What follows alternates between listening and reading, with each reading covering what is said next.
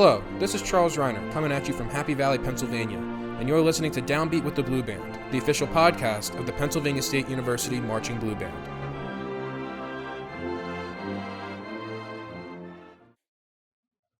Hello and welcome to the second episode of Downbeat with the Blue Band. We are sitting here with Ryan Frist. He's going into his third year of university at Penn State here in University Park. He plays trumpet for the Blue Band, and he's also the 61st drum major. He just got named the next drum major this past June. Welcome to the podcast, Ryan. Thank you. It's a pleasure to be here. Yeah, we're really glad to hear from you and to get to know you a little bit more. I'm just going to ask you some basic questions today, and just feel free to, be yourself and let people know who you are. Alrighty. So let's just do like a basic question first. Tell us a little about yourself, like where you're from, what are you studying, stuff like that. So I am from Harrisburg, Pennsylvania, which is, if we do the little hand thing, that's about right here when State College is there. So it's about an hour and a half drive. And I went to Central Dauphin High School, and one of my favorite subjects was math. So I naturally had to go into a STEM major. So I chose mechanical engineering. And so this will be going into my third year. And so I'm going to get to balance the Blue Band as well as my credit load. So why did you want to come to Penn State?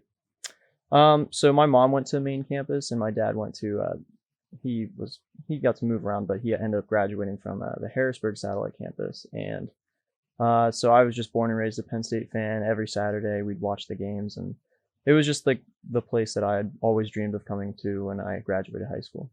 Would you say that joining the Blue Band was one of the main draws to coming to Penn State University or wanting to be a part of the Blue Band? Absolutely.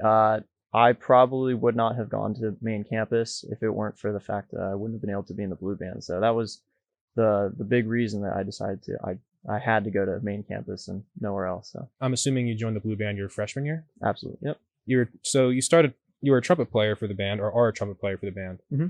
So what made you want to choose the trumpet as your instrument? I don't know. I just found a calling to it. I actually started out, so in fourth grade is when our school district, our school district started to allow us to start playing instruments. And I started out on the violin, and then I played string bass in fifth grade because we didn't have a string bass player. And I played that all the way up through freshman year high school. But by my eighth grade year, I was kind of getting a little bored, and I wanted an extra challenge. So I decided I wanted to pick a band instrument to play, and trumpet was kind of just the easiest option because my uncle already had a trumpet, so we wouldn't have had to buy another instrument. So I just decided to pick up trumpet, and that is basically as far as I got. Yeah, I remember back when I was in grade school, I was in like the grade school band, and I played the trumpet too back then, and I played it in high school. And part of the reason I picked it was because my older brother, he played the saxophone, and he had all those different keys, and I didn't want to deal with that. So I thought the trumpet only had three valves, and how many notes could you possibly get out of three valves? Turns out a lot. Yes. But yeah, that's when I totally see where you're coming from, being drawn to the trumpet, because it's front and center, Exactly. You get all the fun parts. So like, how did you get into music? Were your parents into music at all, or did you have any outside influences to start learning how to play music? Honestly, my parents weren't all that into music, but they were like always super supportive of us joining music. So I have an older sister who at a young age like found a calling to like singing, and she also did play a couple instruments as well. But so I always felt like this competitive kind of nature. Just I didn't want to be like the one that wasn't the music student. So I always tried to compete with her a little bit. So I ended up becoming more of the band person, and she was more of like a vocal performer. Would you say you're a pretty competitive person overall? Absolutely. I also have two younger brothers, so I constantly compete with them all the time as well. So do you have any funny Blue Band stories from your past couple of years as being a member of the band?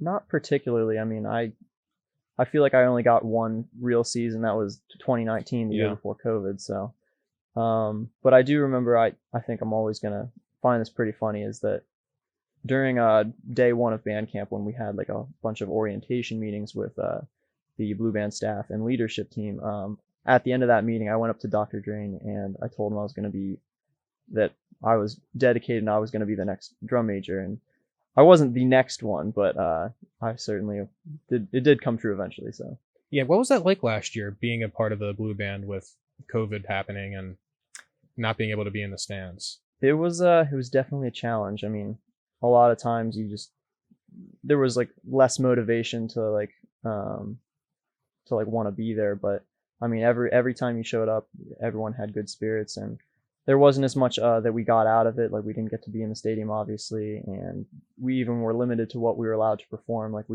everything we did had to be in place and still 6 feet apart, or I believe we did more than 6 feet. But no, I mean it was definitely a challenge, but I'm glad that we still did it because that way everyone that was in it last year is still going to be prepared for a good season this year. So let's go back to your first year being a part of the band. Can you describe what it was like entering Beaver Stadium for the first time? Um, it was a pretty magical experience. So that let's see, that was against Idaho, the Vandals, and that was I want to say that was a 3:30 kickoff. That sounds It was right, still yeah.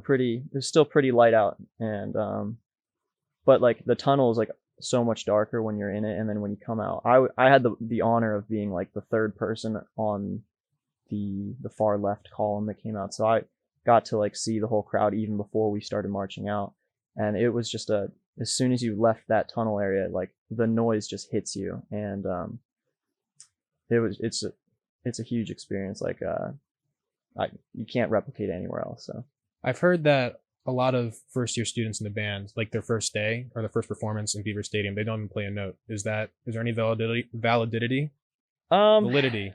That's the word. Validity to that statement. I I don't 100% agree with that. I definitely did give it my best shot. However, it is very hard to play every single note. You just get so out of breath from going all the way down the field in our high step form, and so I don't know a single person that's really been able to play like perfectly the whole pregame show while marching, but I think most people at least try to get out at least a note. So Yeah, I was talking to some people, and they said they gave advice to people during their first show, saying that focus more on your positioning on the field more so than actually trying to perform. I don't know if that's true or not, because I'm not a member of the band, obviously. But coming uh, from the drum major, I guess that statement's not necessarily true. no, I mean you definitely do want to focus on that. So like if you had to pick whether you were playing but like way out of position, or if you're in position didn't play a note, when it comes from like the audience perspective, they're not going to hear if one person's not playing. However, that doesn't mean no one should be playing, Oh yeah, obviously. So absolutely, yeah. if you're definitely like a first year that has like, if you're a little nervous and you're having some anxiety, like don't worry about it. If you can't get all your notes in, it's not a big deal. Just focus on your form. But yeah, I mean, have a good time, especially too, because it's a moment you don't want to forget. So how has being a member of the blue band impacted your college experience so far?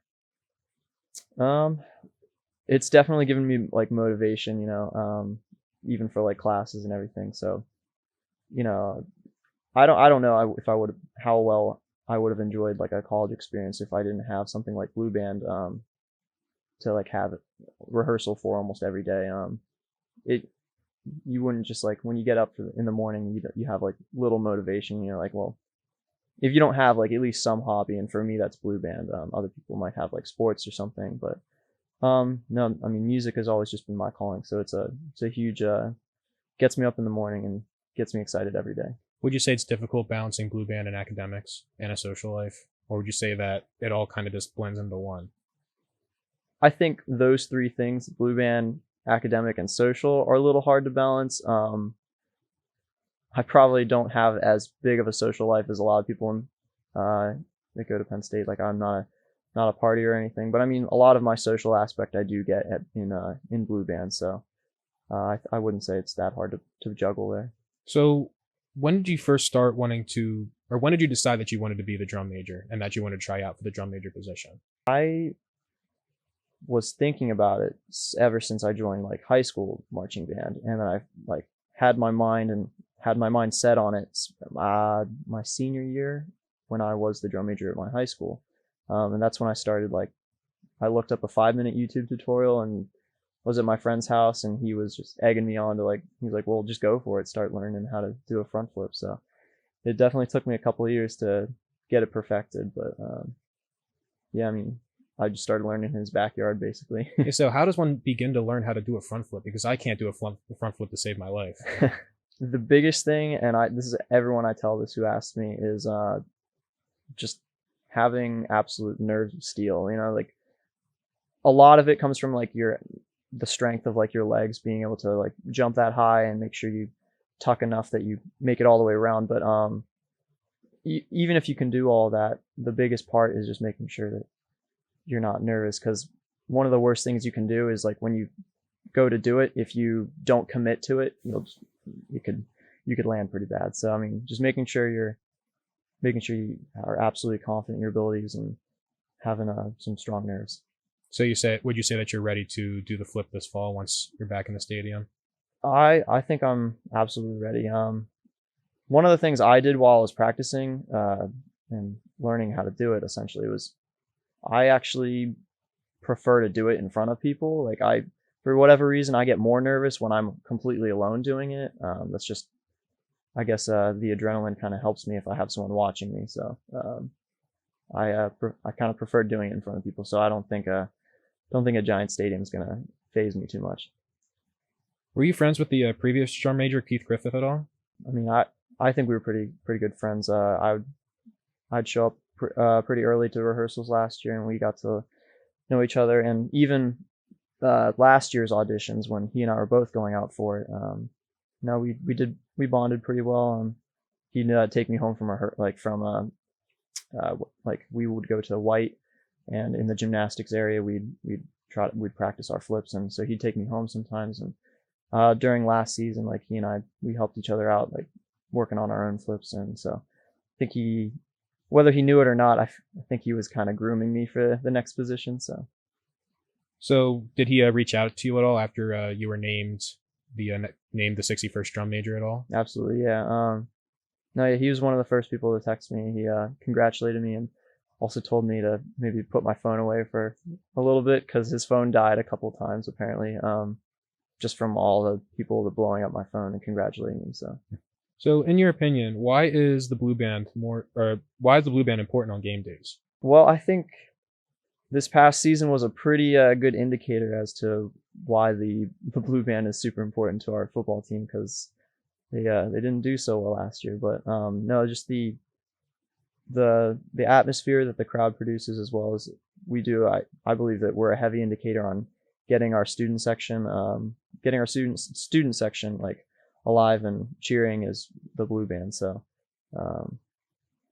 I think our football team needs us more than they realize.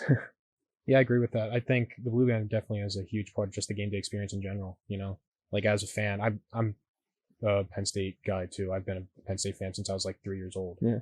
So I know, like, I remember one of my first blue band memories is I'm from the Philadelphia area. Mm-hmm. So I went to go see a Penn State Temple game when I was probably like 5-6 years old, and the blue band went to that game. And I remember absolutely being blown away by, like, you know, seeing this huge band. And my mom would always want to get to those the Penn State Temple games early because we went to a couple others. Mm-hmm. And she would always want to see the band, especially see the drum major, you know, do his flip and do his thing. Yeah. It's a really cool experience, especially as my family's a Penn State family. It's a Penn State tradition. So it was just, it's really cool to be talking to someone who's going to be carrying on that tradition today, or this year, talking to today, I meant. And yeah, it's just, I'm really rooting for you. I'm really excited to have the band back in the stands this fall. Thank you. So what is your favorite kind of music, and who's your favorite artist? This is gonna be a little interesting, honestly. We like interesting. I actually really enjoy, like, just like symphonic and like type of classical music. Like, I mean, it certainly helped that that's what we'd play in, like, high school all the time. I had, like, multiple music classes a day, so I have, like, a giant playlist that's like a couple hours long of just, like, either band music or any type of orchestral music.